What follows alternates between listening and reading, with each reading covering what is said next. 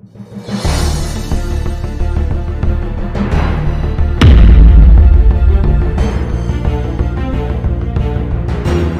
Friends, नमस्कार, खुलुम भाई। मेरा नाम संजय है और इंडियन रिएक्शन में आपका स्वागत है। उम्मीद है दोस्तों आप सब लोग ठीक होंगे। आज हम जिस वीडियो पे रिएक्शन देने वाले हैं इसके बारे में मैंने वीडियो का जो थंबनेल था उसको पोस्ट किया था कम्युनिटी में और पूछा था आप लोगों से क्या हम इस वीडियो पे रिएक्शन दें और देंगे तो आपको अच्छा लगेगा। तो मुझे कम से कम 90% लोगों ने कहा कि आप दे दीजिए इस वीडियो पे रिएक्शन, और बाकी कुछ लोग थे उन्होंने कहा कि ये पुराना हो चुका है तो इस पे नहीं देंगे तो भी चल जाएगा। पर हम इस वीडियो पे रिएक्शन देंगे क्योंकि पॉजिटिव न्यूज़ है और हम बात पॉजिटिव वे में करेंगे।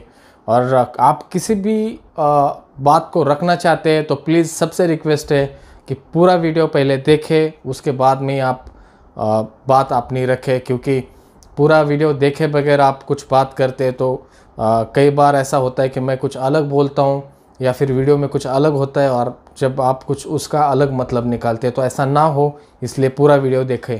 इसलिए प्लीज़ पूरा वीडियो देख लीजिए। वीडियो का टाइटल है end of Bodo militancy explained by NDFB sign pact with central government and Assam government.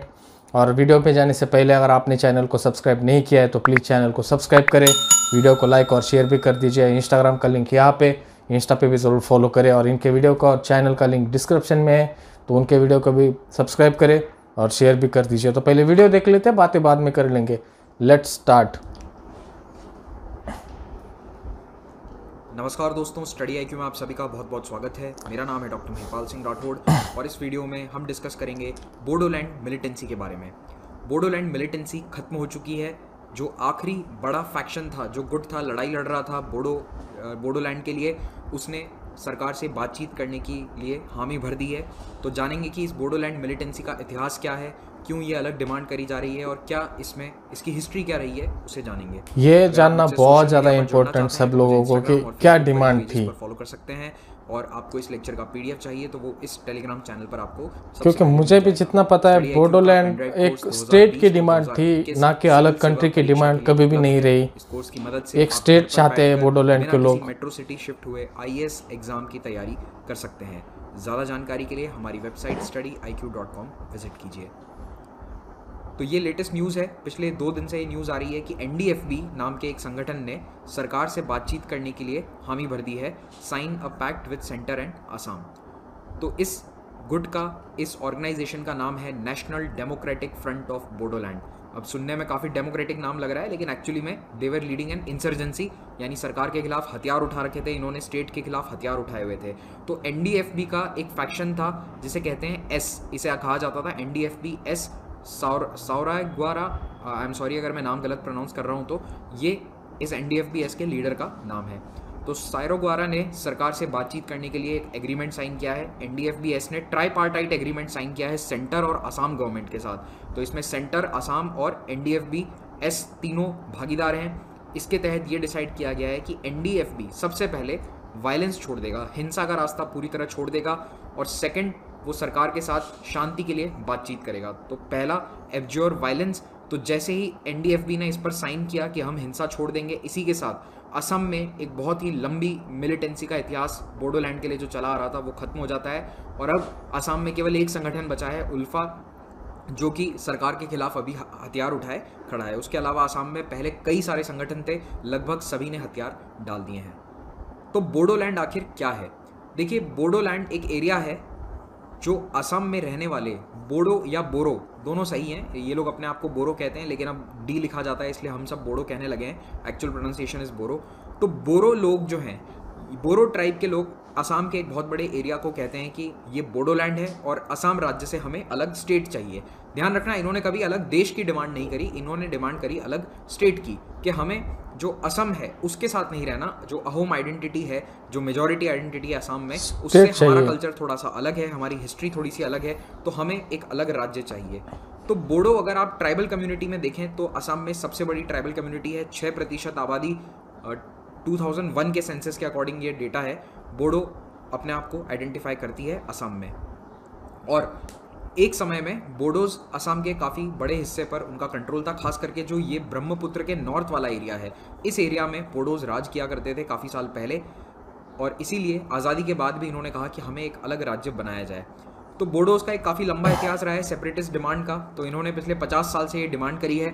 1966-67 में एक सेपरेट स्टेट की, अलग राज्य की डिमांड शुरू की गई बोडोलैंड के नाम से। और सबसे पहला संगठन जो था जिसने डिमांड खड़ी करी वो थी plains tribals council of Assam. क्योंकि देखो ये पूरा प्लेन्स इलाका है, नॉर्दर्न ब्रह्मपुत्र का जो प्लेन्स है यहाँ पर बोडोज़ रहते हैं। तो plain tribal council of Assam ये पॉलिटिकल आउटफिट था। 20 साल तक ये डिमांड करता रहा। 87 में ऑल बोडो स्टूडेंट्स यूनियन, उस वक्त स्टूडेंट्स यूनियन बहुत पावरफुल थे, पॉपुलर थे। आपको याद ही होगा असम में भी स्टूडेंट्स यूनियन था जिसने असम अकॉर्ड साइन किया था। तो वैसा ही एक ऑल बोडो स्टूडेंट्स यूनियन बना और उसने ये डिमांड फिर से ज़ोर शोर से उठाई। क्योंकि असम अकॉर्ड जब साइन हुआ तो बोडोज़ को लगा कि जो असम आइडेंटिटी के लोग डिमांड कर रहे थे उनकी डिमांड सरकार ने मान ली, तो हमारी क्यों नहीं मानी जा सकती। तो उन्होंने 85 में असम अकॉर्ड साइन होने के बाद अपनी डिमांड रिन्यू करी कि हमें असम से अलग 50-50 डिवीजन करके बोडोलैंड दो, यानी आधा ये उन्होंने बोडोलैंड मांगा था। जो इस मैप में आपको नजर आ रहा है कि आधा असम बनेगा बोडोलैंड और बाकी का बनेगा असम, डिवाइड असम 50-50, ये उस वक्त की डिमांड थी। तो ये जो डिमांड है ये पिछले 5 दशकों से चली आ रही है, लेकिन इसमें हिंसा शुरू होती है 3 दशक पहले, लगभग 30 साल पहले, जब 1986 में कुछ वायलेंट संगठन बनते हैं जिन्होंने कहा कि हम अब पॉलिटिक्स के माध्यम से नहीं, हिंसा के माध्यम से अपनी डिमांड रखेंगे। तो 2 मूवमेंट साइड बाय साइड चल रहे थे। पहला जो पॉलिटिकल मूवमेंट था और दूसरा जो वायलेंट इंसर्जेंसी शुरू करी गई मेनली 2 संगठनों के कारण। एक था एनडीएफबी और दूसरा था बीएलटीएफ। कुछ छोटे संगठन भी थे बट हमें सिर्फ ये 2 नाम याद रखने चाहिए, एनडीएफबी और बीएलटीएफ, क्योंकि यही 2 इंपॉर्टेंट थे और सबसे बड़े संगठन थे। तो इन दोनों ने 80 के दशक के एंड में ये वायलेंस इंसर्जेंसी जो शुरू करी, स्टेट के खिलाफ हथियार उठाए, वो 90 के दशक में काफ़ी बड़े स्तर पर चला। लेकिन 2003 आते आते सरकार ने बीएलटीएफ, बोडो लिबरेशन टाइगर फोर्स के साथ समझौता कर लिया। एक संगठन यानी 2003 में ही समझौता कर चुका था। बीएलटीएफ ने कहा कि हम इसमें खुश हैं कि सरकार, केंद्र सरकार ऑटोनॉमस स्टेटस देना चाहती है हमें, और इसीलिए बोडोलैंड टेरिटोरियल काउंसिल का गठन किया गया 2003 में। तो इन्होंने जो 90 के दशक में संघर्ष किया, हालांकि आर्मी ने काफ़ी हद तक इंसर्जेंसी पे कंट्रोल पा लिया था बाय द एंड ऑफ 2000, लेकिन 2003 में गवर्नमेंट मान जाती है कि एक बोडोलैंड टेरिटोरियल काउंसिल बनाई जाएगी। 6th शेड्यूल के तहत एक ऑटोनॉमस एरिया दिया जाएगा इन्हें एडमिनिस्ट्रेशन के लिए। यहाँ पर अलग चुनाव होंगे, एक अलग काउंसिल होगी जिसके अलग सदस्य होंगे, और ये इन 4 डिस्ट्रिक्ट्स को डाला गया इस ऑटोनॉमस काउंसिल में। तो इसे आज कहते हैं BTAD, Bodoland territorial autonomous districts. ये 4 डिस्ट्रिक्ट हैं, कोकराझार, चिरंग, बक्सा और उदलगुरी। ये 4 डिस्ट्रिक्ट्स हैं जो बोडोलैंड ऑटोनॉमस डिस्ट्रिक्ट्स कहलाते हैं। इन 4 को मिलकर बनता है बोडोलैंड। तो एक तरह से अलग राज्य नहीं, लेकिन हाँ राज्य के भीतर ही ऑटोनॉमी, स्वायत्तता दे दी गई, और इसके कारण एक बड़ा संगठन तो शांत हो गया।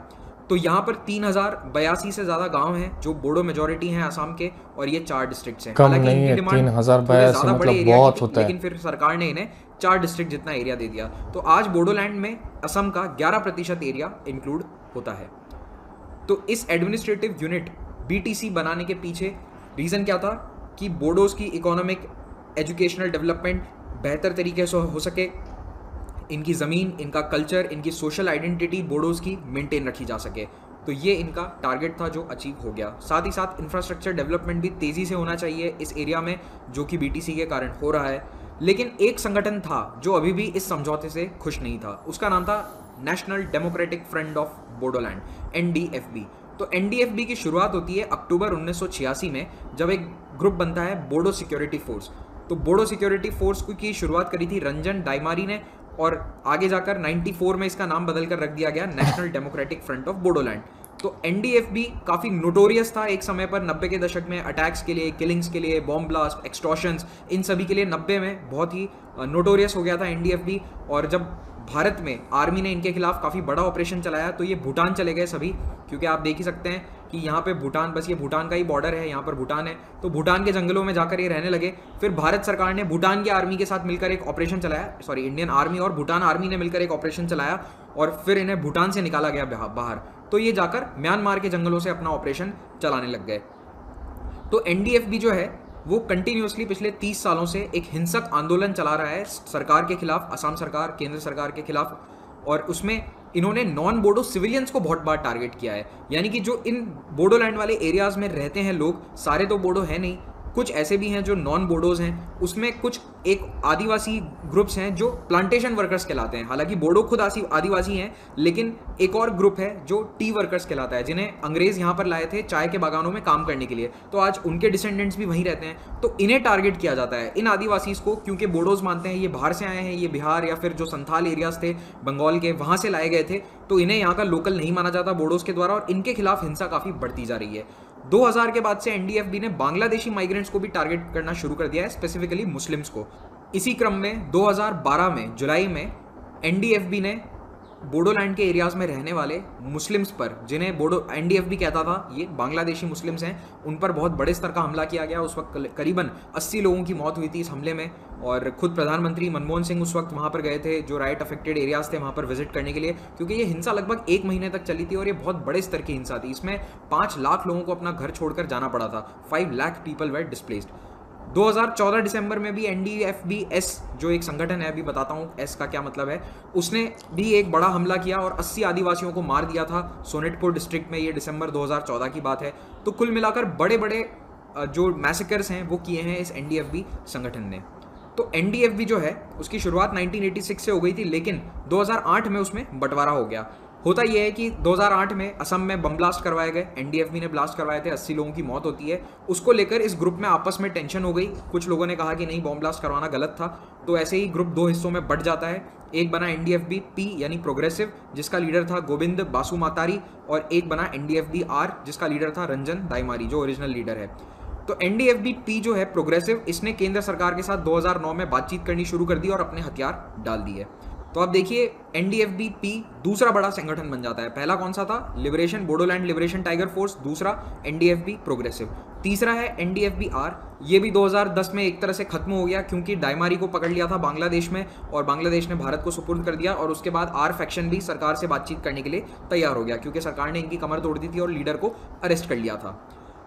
2012 में जब सरकार से बातचीत चल रही थी, तो इसी एनडीएफबी आर के एक नेता इंगती कथार सोंगबीजीत, इसने डिसाइड किया कि मैं एक अपना अलग संगठन बनाऊंगा, क्योंकि मैं सरकार से बातचीत के खिलाफ हूं, हमारा आंदोलन अभी तक अधूरा है, हमें बोडोलैंड अलग स्टेट चाहिए और हम लड़कर रहेंगे। ऐसी सोच रखने वाले सोंगबीजीत ने अपना एक अलग एनडीएफबी बनाया। तो ये तीसरा एनडीएफबी है, जिसको एनडीएफबी-एस कहा जाता है। और 2012 के बाद से सबसे मेन एनडीएफबी यही चल रहा है, क्योंकि और कोई हिंसा के रास्ते पर नहीं है, केवल एनडीएफबी-एस हिंसा कर रहा है। और 2015 में क्या होता है कि एनडीएफबी-एस अपने खुद के ही नेता सोंगबीजीत को हटा देते हैं और उसकी जगह बी सौरैगवारा को नेता बना देते हैं। तो इसीलिए ये एस तो बना रहा, क्योंकि नेता का नाम दोनों का एस से था, लेकिन एनडीएफबी-एस की लीडरशिप चेंज हो चुकी है। तो अब सौरैगवारा के साथ सरकार ने बातचीत शुरू कर दी है। सौरैगवारा हैज सरेंडर्ड, और जो सोंगबीजीत है वो अभी भी एक अपना अलग संगठन चला रहा है, लेकिन अब वो बोडोलैंड के लिए नहीं लड़ रहा है, वो कार्बी आंगलोंग में एक अलग कार्बी आंगलोंग राज्य के लिए लड़ाई लड़ रहा है। क्योंकि सोंगबीजीत जो है,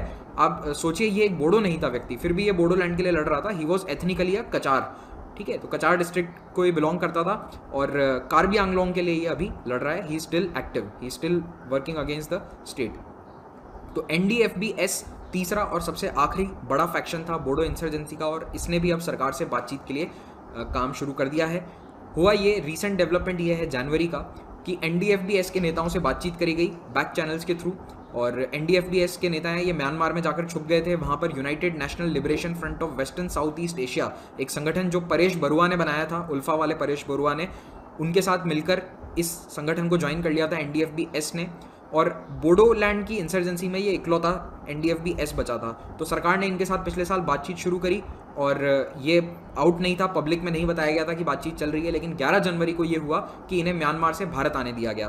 तो एनडीएफबी के टॉप लीडर्स ने, लगभग 25 नेता बताए जा रहे हैं जो इसके लीडर्स हैं, उन सब ने बॉर्डर क्रॉस करा, भारत आए हैं अपनी फैमिलीज़ के साथ। उन्हें कहीं सीक्रेट्स जगह पर अभी रखा गया है सेफली, गवर्नमेंट ने, जब तक बातचीत पूरी नहीं हो जाती है। तो इनके साथ बातचीत अब स्टार्ट हो चुकी है। और एनडीएफबी-एस के साथ बातचीत के बाद बोडोलैंड के लिए क्या कुछ एक्स्ट्रा मेजर्स लिए जाएंगे सर? तो फ्रेंड्स, ये था वीडियो, बहुत ही ज़बरदस्त न्यूज़ थी, बहुत अच्छा लगा जान के। यहाँ पे सबसे अच्छी बात है कि धीरे धीरे जो इंसर्जेंसी है नॉर्थ ईस्ट से वो ख़त्म हो रही है, और इंसर्जेंसी जहाँ पे भी होती है वहाँ पे जो हम कहते हैं टूरिज़म हो, या फिर जो फैक्ट्रीज़ आती है, इंडस्ट्रियल कॉरिडोर बनते हैं, उसके लिए जो माहौल होता है वो सूटेबल नहीं माना जाता, क्योंकि भले ही किसी भी नॉर्थ ईस्ट के या फिर कहीं पे भी इंडिया में इंसर्जेंसी रही हो, खासकर आज हम बात करेंगे बोडो इंसर्जेंसी की, जहाँ पे किसी भी इंसर्जेंट ग्रुप ने कभी टूरिस्ट पे अटैक किया ऐसा मैंने सुना नहीं है। इसलिए पर फिर भी जो फैमिलीज़ होती है अपने फैमिली के सेफ्टी की बात देखती है। एक बात ज़रा सोचिए कि हम बाहर घूमने के लिए स्विट्ज़रलैंड जाते हैं, यूरोप जाते हैं, कहीं आपने पूरे नॉर्थ ईस्ट को देखा है? आप एक बार नॉर्थ ईस्ट को देख लीजिए, आप कभी भी स्विट्ज़रलैंड नहीं जाएंगे। आप चाहे वीडियो देख लीजिए नॉर्थ ईस्ट के, इतने ब्यूटीफुल हिल स्टेशन हैं, इतने ब्यूटीफुल नेचुरल ब्यूटी है नॉर्थ ईस्ट में। ये जो माहौल बन रहा है पॉजिटिव, ये बहुत ज़रूरी है। जिस तरीके से आसाम गवर्नमेंट हो या सेंट्रल गवर्नमेंट हो, उन दोनों ने जो एनडीएफबी के लीडरशिप है उन्होंने भी पॉजिटिव कदम बढ़ाया आगे। तीनों जो पार्टीज़ है उन्होंने डिस्कशन करने का, टेबल पे आने का सोचा, वो मुझे बहुत ज़्यादा अच्छा लगा। जितने भी पहले ग्रुप थे वो डिस्कशन और बातचीत के माध्यम से प्रॉब्लम सॉल्व हुए, उन्होंने हथियार छोड़ दिया और डेमोक्रेसी में आके उन्होंने आगे बढ़ने की सोची। ये जो सेंट्रल गवर्नमेंट है इसमें सबसे बड़ा रोल उनका ही होता है। और जब से मोदी आए हैं तब से बहुत ही पॉजिटिव कदम आगे बढ़ रहे हैं सभी इन बातों में। और जो लीडरशिप होती है किसी भी इंसर्जेंट ग्रुप की, जिन्होंने हथियार उठाए अपनी डिमांड के लिए, उनसे बातचीत करना बहुत ज़्यादा ज़रूरी है। मुझे भी ऐसा लगता है, क्योंकि आप कितने दिन ऑपरेशन करेंगे, उधर से फायरिंग होगी, कभी इधर से होगा। जब अपने लोग मरते हैं दोनों पार्टी में से, आगे और ज़्यादा गुस्सा बढ़ता जाता है और इससे हासिल कुछ भी नहीं होता है। हथियार के दम पे किसी भी कभी भी मैंने तो नहीं देखा कुछ हासिल होते हुए। बर्बादी होती है इतना ज़रूर है, पर हासिल कुछ नहीं, पॉजिटिव तो कुछ नहीं होता। पर जिस तरीके से पॉजिटिव कदम उठाए तीनों पार्टीज़ ने, वो काबिल तारीफ़ है। यहाँ पे बातचीत होगी, बोडोलैंड का इतने ज़मीन भी उपजाऊ है, वहाँ पे इतने टूरिज़्म सेक्टर में काम हो सकता है बोडोलैंड में, ना सिर्फ बोडोलैंड में, बाकी भी जैसे अभी नागालैंड में भी इंसर्जेंट ग्रुप है, उनके साथ भी बातचीत चल रही है, या फिर अदर स्टेट में जो मणिपुर में भी है वहाँ पे भी बात चल रही है। तो बातचीत के माध्यम से जैसे ये प्रॉब्लम है उनको सॉल्व किया जाए। जैसे बोडोलैंड की मांग थी, कई लोगों को ये गलतफहमी थी पहले कि बोडोलैंड को अलग कंट्री मांगा जा रहा है, ऐसा नहीं है। वो अपने लिए एक अलग स्टेट मांग रहे थे और वो स्टेट एक इंडियन गवर्नमेंट के अंडर है, जैसे आसाम है, महाराष्ट्र है, या फिर झारखंड हो, राजस्थान, उसी तरीके का एक स्टेट चाहते थे अपने लिए जहाँ पे बोडो लोग ज़्यादा हो। इसलिए उनकी ये डिमांड थी। अलग देश के लिए कभी भी बोडोलैंड में डिमांड नहीं रही। वो उतने ही देशभक्त है जितने बाकी लोग देशभक्त है। इस देश के लिए वो उतने आगे बढ़ चढ़ कर काम करते जितने बाकी लोग भी काम करते। और यहाँ पे अब जिस तरीके से बातचीत चल रही है तो वहाँ पे इंडस्ट्री लगेगी, लोगों के लिए ज़्यादा जॉब्स हो गए। जैसे ऑटोनोमस डिस्ट्रिक्ट काउंसिल्स बने हैं तो ज़्यादा राइट्स उनके पास है, तो वो अपने लोगों का बहुत बेटर डेवलपमेंट कर सकते हैं, अच्छे से रोड बना सकते हैं, वहाँ पे फैक्ट्रीज़ लगा सकते हैं। और वहाँ पे जिस तरीके से मैं बोडोलैंड पे जिस वैसे वीडियोस बना रहा हूँ, तो जैसे दिखता है बोडोलैंड वीडियोस में, जैसे मैंने देखा है जितना वीडियोस में, मैं बहुत जल्दी नॉर्थ ईस्ट में आने वाला हूँ, तो मैं बोडोलैंड भी ज़रूर आऊँगा। और वहाँ पे अभी बहुत सारे फ्रेंड्स भी बने हैं, तो उनसे मिलने तो 101% आऊँगा। और देखने की बहुत ज़्यादा अब मुझ में इतनी ज़्यादा एक्साइटमेंट है कि मैं वहाँ पे आऊँ। मुझे बहुत अच्छा लगा ये सब कुछ हो रहा है, इतना पॉजिटिव हो रहा है, और ऐसे पॉजिटिव वे में चलता रहे सब कुछ। और सब लोग जो लोग भी गवर्नमेंट से नाराज़ है, गवर्नमेंट चाहे कि उनसे बातचीत करके उनकी नाराज़गी दूर करे और सब लोग एक होके आगे देश को बढ़ाए और पॉजिटिव वे में हम जाए और बहुत डेवलपमेंट करें। इस पॉजिटिव नोट के साथ इसी वीडियो को यहाँ पे ख़त्म करते फ्रेंड्स। मिलेंगे आगे नेक्स्ट वीडियो में, तब तक अपना ख्याल रखें और जाते जाते चैनल को सब्सक्राइब करें और अपना ख्याल रखें, सेफ रहे। जय हिंद।